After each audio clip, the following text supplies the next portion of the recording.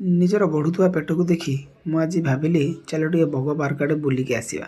ଗୋଟେ ଦିନ ତ ପେଟ କମିଯିବନି, ହେଲେ ବି ଟିକେ ବୁଲିକି ଆସିବା। ପଶୁ ପଶୁ ମୋର ନଜର ପଡ଼ିଲା ଗୋଟେ ସିକ୍ୟୁରିଟି ତାଙ୍କ ପ୍ରେମିକା ସହିତ ପ୍ରେମାଳାପ କରୁଛନ୍ତି।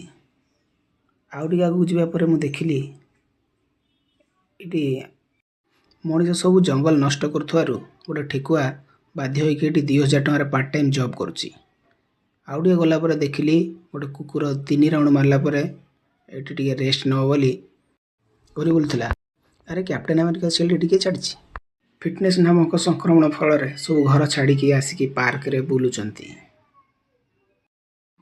ମହାନଦୀର ପାଣି ଗଡ଼ି ଗଡ଼ି ଆସିକି ବଗ ପାର୍କ ଯାଇ ପହଞ୍ଚିଗଲାଣି।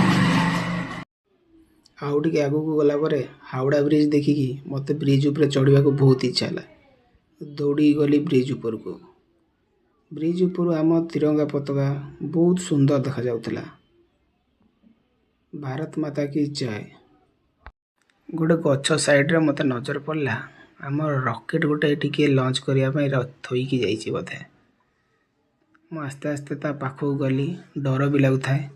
ଚାନ୍ଦିପୁର ପରେ ଆମର ବୋଧେ ଏଠି ଲଞ୍ଚ ହେବା ପାଇଁ ଇସ୍ରୋ ଏଠି ସବୁ ରେଡ଼ି କରିକି ଯାଇଛି। ଗୋଟେ କୁକୁରକୁ ମିସବିହେଭ୍ କରିବାରୁ ସେ କୁକୁର ତାଙ୍କ ଗ୍ୟାଙ୍ଗ ଲୋକଙ୍କୁ ଡକେଇ ଦେଇଥିଲା। ଝଗଡ଼ା ଏତେ ବଢ଼ି ଯାଇଥିଲା ଯେ ସେ କୁକୁର ସବୁ ତାଙ୍କ ଆଡ଼େ ମାଡ଼ି ଯାଇଥିଲେ ଆଉ ତାକୁ ଖାଲି ଭୁକୁଥିଲେ। ମାଛ ଧରିବା ପାଇଁ ମୁଁ ପାଣିକୁ ଅନେଇଲି, କିନ୍ତୁ ମାଛ ଜାଗାରେ ଏଠି କିଛି ନଥିଲା। ଖାଲି ସଫା ପାଣି। ମାଛ ସବୁ ବଗ ଖାଇ ଛାଡ଼ିଥିଲେ, ବଗ ପାର୍କ ଯେହେତୁ। ଆଉ ଟିକେ ନଜର ବୁଲେଇକି ଦେଖିଲି କେତେଟା ବୁଢ଼ା ଲୋକ ଗୋଆ ଯିବେ ବୋଲି ପ୍ଲାନ୍ କରୁଥିଲେ। 80 ଲକ୍ଷ ଟଙ୍କାର ବକ୍ସ ଟିକେ ଛାଡ଼ିକି ପଳେଇଛି। ଚାବି ବୋଧେ ଏଇଠି କେଉଁଠି ପଡ଼ିଥିଲା। ମୁଁ ଟିକେ ଖୋଜେ।